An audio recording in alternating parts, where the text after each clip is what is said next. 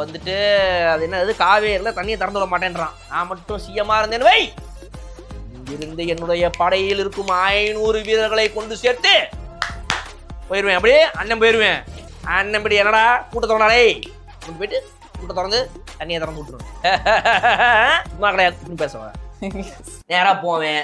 கர்நாடகா போலீஸ்லாம் வருவான். அவனெல்லாம் என்னுடைய AK-74 எடுத்து அப்படியே படப்படன்னு சுட்டு நேராக போயிட்டு எனக்கு வர வேண்டிய தண்ணியை எவனுக்கும் தமிழனுக்கு தண்ணி இல்லை என்றால் எவனுக்கும் கிடையாதுன்னு சொல்லிட்டு வந்துகிட்டே இருப்பேன். அண்ணன் சும்மா தெரியும்ல அப்படின்னு சொல்லிட்டு போயிட்டு இந்த மாதிரிலாம் போயிட்டு அணையை திறந்து விட்டு கபினிலேருந்து அணையை திறந்து விட்டு பூட்டை உடச்சு துப்பாக்கி வச்சு 4 பேர் நிப்பாட்டி வச்சு தண்ணி இது மாதிரி சார் ஓரமா போய் பெர்ஃபார்மன்ஸ் பண்ணுங்கன்னு சொல்லி இப்படி சொல்லணுமா?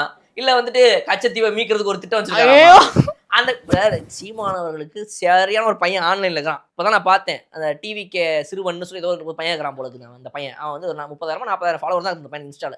சீமானுக்குலாம் நம்ம யாருமே வேணாம், தம்பி தான் சரியா போட்டு பழக்கிறான். கச்சத்தீவை இப்படியா மீட்கிறது, இப்படியா மீட்கிறது, சீமா எப்படி மீட்பான், எப்படி மீட்பேன்? 50,000 பெட்டாலியன் ஸ்பெஷல் போர்ஸ் கிரியேட் பண்ணுவேன், உருவாக்குவேன், ஆயுதங்களோட கொண்டு குவிப்பேன், ஒரே ராத்திரியில இறக்குவேன், சுத்தி நின்னுக்குவேன், இந்திய தேசிய கொடி ஏத்துவேன், பக்கத்துல தமிழ் தேசிய கொடியும் ஏத்துவேன். கேட்டுட்டீங்களா? அதிபரைய சொல்லும் போது எல்லாரும் கை தட்டுறாங்க. எங்க அப்பா படிச்ச பள்ளிக்கூடத்துல அடிக்கடி ஒரு சார் ஒண்ணு சொல்லுவாராம், எல்லாரும் படிச்சுட்டா என் மூட்டத்துக்கு யார் வருவான்னு சொல்லுவாராம். அது மாதிரி ஏன் தெரியுமா உங்களை மாடு மேய்க்க கூப்பிடுறாரு? கைத்தட்ட ஆளு வேணும்ல.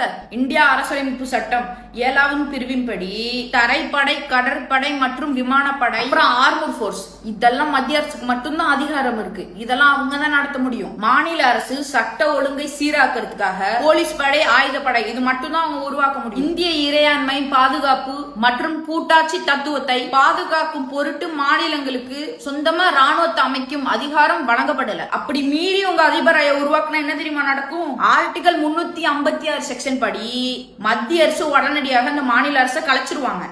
அதிபர் அவர்கள் இந்த மாதிரி சொல்லியிருந்தாரு. இப்போ அதுக்கு நான் ஒன்று சொல்றேன், இப்போ நீங்களே முடிவு பண்ணிக்கங்க அப்படின்னு இந்த பையன் போட்டு பொழக்கிறான். அவன் வந்து இது சொல்லியிருந்தான். அது என்னது, என்ன மேட்டர், இந்த கச்சத்தீவுக்கு இந்த மாதிரி வீடியோ போடுறான். கச்சத்தீவை அவர் எப்படி மீட் பண்ணு சொன்னாரு, கொஞ்சம் பார்த்தேன். போவாராம். நேரம் இங்க ஒரு 500 பெட்டாலியன்ஸ் கூட்டு போவாராம். கூட்டிட்டு போயிட்டு அங்கிருந்து நேரம் கச்சத்தீவை மீட்டுட்டு அங்கிருந்து இந்தியா கொடியை ஏத்திட்டு பக்கத்துல தமிழ் தேசிய கொடியும் ஏத்திட்டு அப்படி நிப்பாரான். சொன்னவன இவனுங்க கீழே இருந்து கை தட்டி விசில் அடிக்கிறானுங்க. இந்த பையன் சொல்றான், அதாவது அதிபருக்கு கீழே வேற கை தட்டி விசில் அடிக்கிறீங்க. முதல்ல நீங்க வந்து ஒரு கடற்படையை ஸ்டேட் கவர்மெண்ட் வச்சுக்கவே முடியாது. ராணுவ படைங்கிறது சென்ட்ரல் கவர்மெண்ட் கீழே தான் வரும்.